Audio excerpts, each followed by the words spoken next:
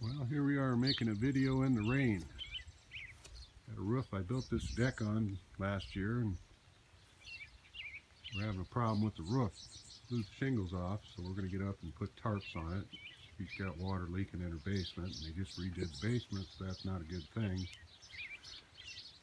What we have on here now is weathered wood heritage shingles, and she's in deciding what color she's going to want right now. So we'll put a new roof on here.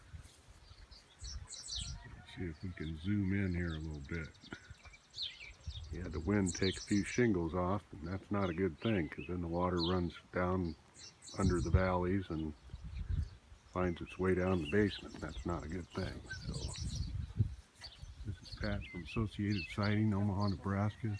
Need a new roof, give us a call. We'll get you fixed up and get her done.